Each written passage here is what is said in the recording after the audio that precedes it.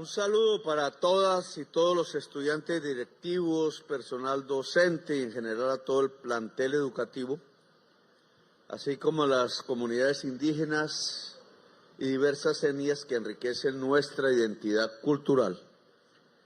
Líderes, lideresas, comunidades afrocolombianas, al ministro de Educación Nacional, José Daniel Rojas, ministra de Tecnología de la Información y las Telecomunicaciones, Jamie Karina Murcia, jefe de despacho presidencial, José Raúl Moreno, diputados y congresistas de la República, representantes de los profesores de los colegios construidos en La Guajira, Miguel Carreño, representantes de la Fundación Pies Descalzos, funcionarios del Gobierno Nacional, mandos regionales de las Fuerzas Militares y de Policía Nacional, grupo de danza de los docentes de la institución educativa Yuyasirain, medios de comunicación y en general a todas y todos los que nos acompañan en el día de hoy.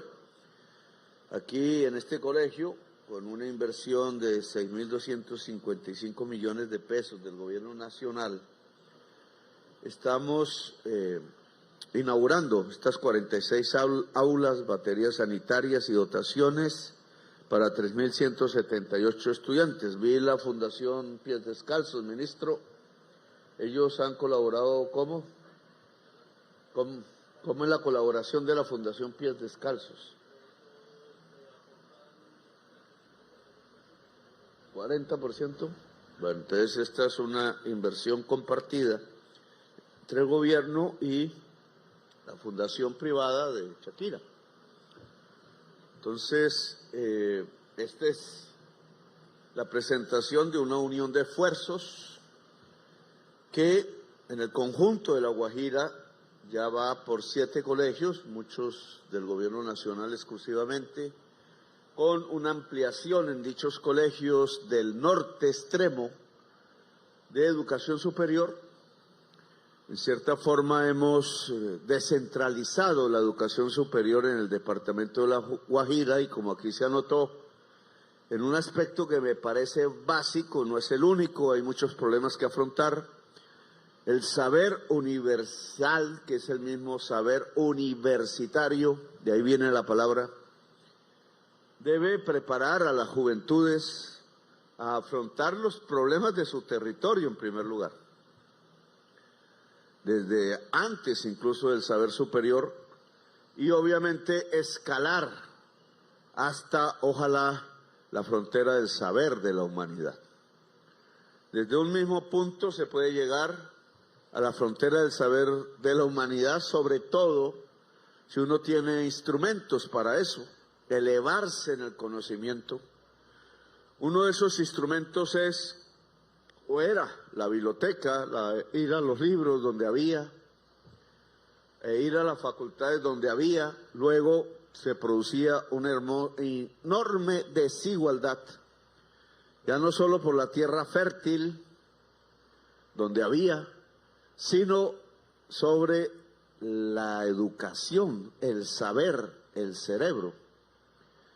Si medimos ahora mismo esa desigualdad, las cifras serían terribles y nosotros lo que hemos logrado es avanzar. Por ejemplo, el nivel promedio de la educación superior pública en Colombia está muy por arriba del promedio de la educación privada. Significa que en promedio, estadísticamente hablando, es mucho mejor entrar a una universidad pública que una privada, no por las grandes universidades privadas que existen generalmente en los lugares donde más capacidad económicas tiene un estudiante, sino básicamente porque nos han llenado de universidades garaje que no enseñan nada.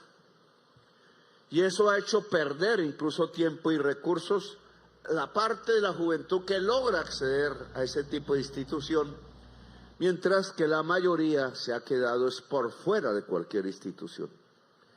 Esa desigualdad es la de presente y la del futuro. Es mucho más grave una desigualdad en el saber que una desigualdad en la tierra. Y uno de los instrumentos modernos de este siglo en pleno desarrollo y cada vez serán más, es estas antenas que hay por ahí, que son las que nos traen el Internet. Si La Guajira se queda en la velocidad de su Internet, en la capacidad computacional conjunta, y este no es un tema individual, es un tema colectivo, La Guajira será cada vez más desigual y más abajo respecto a otras regiones. Aquí se vendió el espejuelo de que éramos muy ricos, por ejemplo, por el carbón. Y si se miden las reservas de carbón de la región, que llega al Cesar y al Magdalena, pues indudablemente en tiempos pasados, recientes, éramos muy ricos. ¿Y qué dejó? Evaluación que debe hacer la población. ¿Qué dejó eso? Yo sería muy duro en decir que dejó unos cuantos bandidos ricos y muerte en la región, que no solo es La Guajira, sino el Cesar y también el Magdalena, incluida la ciudad de Santa Marta. ¿Era riqueza o era un espejismo? O es, porque todavía no se ha acabado esa época, y yo tendría que decir que es para el pueblo guajiro, no para los dueños de Glencore o para los políticos que manejan regalías del carbón, era y es un espejismo. Por acá debe pasar cerca la línea férrea que lleva un tren automático a la Bahía Portete y de regreso. Eso no está al servicio del pueblo. Y no es que sea malo el ferrocarril, sino que ya debería estar al servicio del pueblo, incluso a través de un pacto por la vida con la empresa Glencore, que le pido a mi gobierno acelere antes de irnos. Y no ha sido posible. ¿Por qué es posible ahora? No solo la línea férrea, no solo la bahía misma como riqueza natural, no solo la pista aérea que es internacional y está allá en Bahía Portete, ferrocarril, pista aérea, puerto de aguas profundas y belleza, en territorio guayú, donde solo se hizo y se construyó la exportación de carbón para un particular, con unas regalías que no construyeron esto que estamos aquí inaugurando, para nada, que pudieron quizás dotar a La Guajira de un sistema universitario de calidad, pero no está, que quizás pudieron dotar a La Guajira de agua potable de verdad, pero no está, que quizás pudieron construir las bases de un turismo poderoso, porque La Guajira es bella y no está, que quizás pudieron construir una interrelación comercial y turística por mar, incluso por vuelos cortos de duración entre las Antillas holandesas, Punta de Cana y el norte de La Guajira, y no está. ¿Qué quedó entonces de esa riqueza? Quedará hueco, aún no está en utilización, quedará menos agua, porque ha desaparecido, se ha evaporado por la ruptura de su entorno natural, y quedará quizás nostalgia para unos y dolor para muchos, más un balance que está por hacerse bien de bebés, de niños y niñas muertos por desnutrición, que cuando se habla de desnutrición en Bogotá se cree que es falta de comida dura, y cuando se llega a la profundidad más científica resulta que es falta de agua o de calidad de agua. Carbón versus muerte.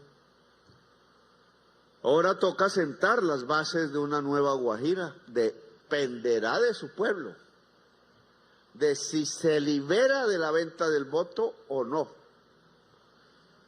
Yo desde aquí quiero ordenarle a la policía de nuevo, Raúl, debe hacerse una reunión de generales y comandantes de distrito y de región de la Policía de Colombia, porque delante o al frente del presidente de Colombia deben recibir una orden personal como comandante supremo que soy de la Fuerza Pública de Colombia según la Constitución.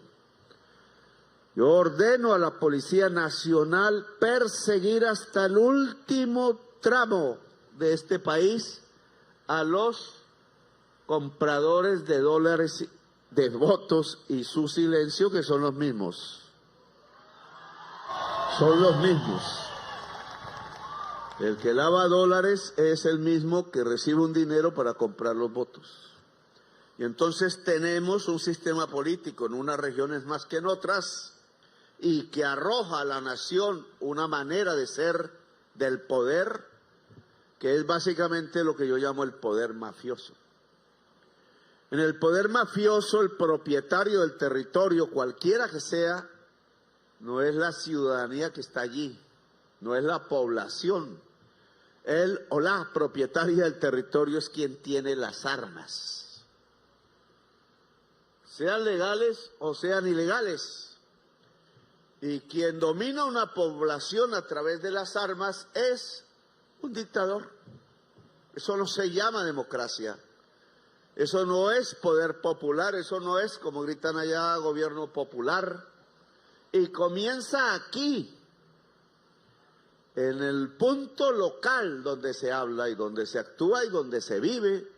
Todos tenemos, quizá yo el menos, un punto local donde se vive.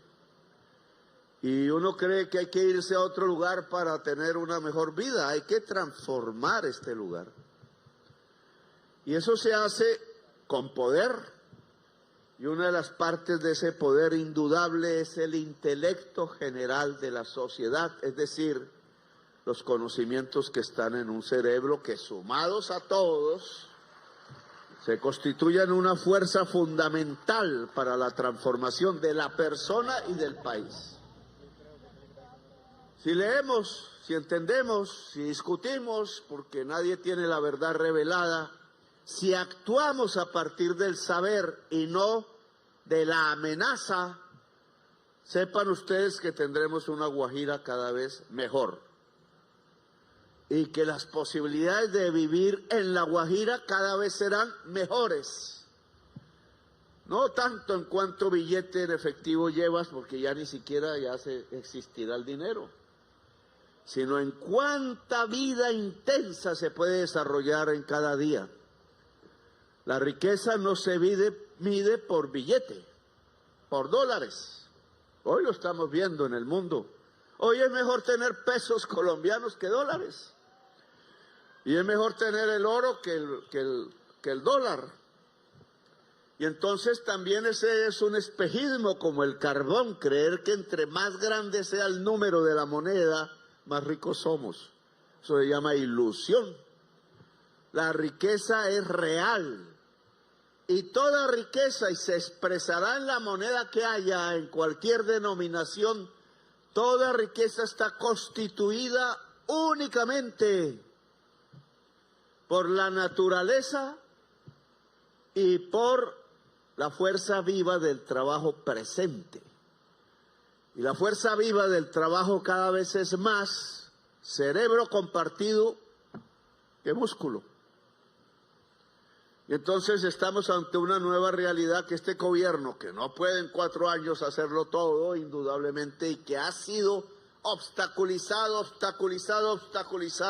para que la gente no vea el espejismo y siga creyendo en la ilusión y no tome en cuenta la realidad, que hoy en estos 3 días se está debatiendo una ilusión versus la realidad. Pues si es la fuerza de la naturaleza y es la fuerza viva del trabajo intelectual cada vez más presente, pues aquí está la riqueza. Solo que no la hemos desarrollado y no hay que esperar la ilusión de un tren de carbón repleto que cada vez lleva menos carbón, cada vez usa menos la vía, hagan las cuentas. Cada vez usa menos el aeropuerto allá en Bahía Portete, no sé aquí dónde queda Bahía Portete, y cada vez desocupa más la bahía más hermosa de Colombia, donde el pueblo guayú, que es el propietario cultural de ese territorio y de la zona extrema norte, debería ya tener un proyecto con el gobierno para desarrollar una fuente de riqueza que sea común que pueda ayudarnos a que todo esto mejore más y más, y a que mire más el mar que Bogotá. Que a propósito, aquí preguntaba yo a dos muchachas jóvenes salidas del colegio en Santa Marta, ¿qué personas? Le di 3 nombres. Uno fue José Prudencio Padilla, otro fue Jaime Bateman, más difícil, y otro fue Gabriel García Márquez, todos de la región, todos. Y les pregunté, ¿han escuchado alguno de esos nombres? Y ambas me dijeron, no, nunca, ¿quiénes son? Y yo quedé medio espantado, porque entonces pregunté, ¿qué enseñan en los colegios de Santa Marta? Si allá ha dirigido la ciudad a la derecha, la parequería también, si es que, y la izquierda. Y cómo es que el nivel educativo, cualquiera que sea el color político de la juventud de colegios públicos de Santa Marta, sea tan de bajo nivel que ni siquiera se conoce lo que ha hecho brillar a Santa Marta, que no es solo hombres, obviamente, pero sí cerebros y belleza. Por eso nunca tuve el pueblo en los actos de arte que hoy se pueden ver por YouTube, sobre los 500 años de Santa Marta, allí en las playas de Gaira o en otras playas donde hubo 2 actos. Y estuvo toda Europa, todos los presidentes europeos, casi todos los latinoamericanos, funcionarios del mundo viendo el arte y obviamente degustando cómo nació la cumbia a través del baile y de la música y de la historia, cómo nació el vallenato a través de la historia y de la danza y de la música, cómo se conjugaron las culturas diferentes, que en vez de matarse como ocurrió en físico hace 500 años, culturalmente pudieron encontrarse y encontrar un punto de paz y hermosura, que es la música que bailamos, unas más de los ancestros que otras. Y ese encuentro por la paz se llama cultura. Pero vuelvo aquí a mi tema porque yo me voy yendo por el mundo. Y aquí tenemos es que hacer un pacto por la vida. Y ese pacto por la vida no lo hace el presidente, que además se irá. Vendrán otras personas. Decidirá el pueblo si es el carbón o es el cerebro y la vida. Si es la muerte y el hambre y la masacre y la amenaza, o profundizamos de verdad la democracia, que tiene una manera y un sabor de vivirla. Y es aquí mismo. No es un discurso afuera, se puede hacer una abstracción universal, la han hecho. Diversas opiniones existen, se puede construir una desde una opinión, pero la democracia se vive aquí o no se vive. Es mentira. Y aquí en este punto de Uribia pues tenemos construidos instrumentos, dejamos instrumentos para la democracia. Y uno de ellos es que la juventud toda de Uribia y de la Guajira que viva por aquí y más allá pueda tener los instrumentos del conocimiento y del saber, pueda tener los conocimientos de una salud que permita vivir, y pueda tener los conocimientos básicos, no solo de la salud y del saber, sino de la comunicación. De podernos, en vez de coger un burro en tiempos atrás de mis ancestros en Córdoba, a andar hasta la próxima vereda que quedaba 3 horas de camino, poder hacerlo instantáneamente, y ya no solo la vereda vecina, sino a toda la población y si se quiere al mundo.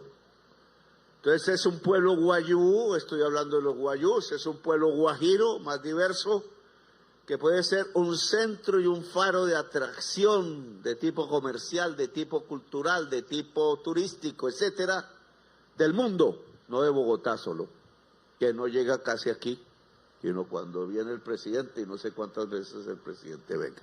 Bueno, como me estoy alargando, entonces dejamos inaugurado el colegio Espero que podamos en estos 6 meses que nos quedan, ministros y ministras, inaugurar más.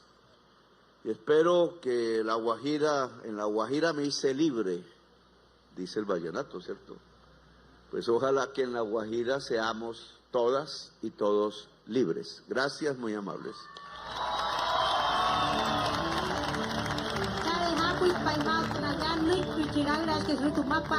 Colombia, Gustavo.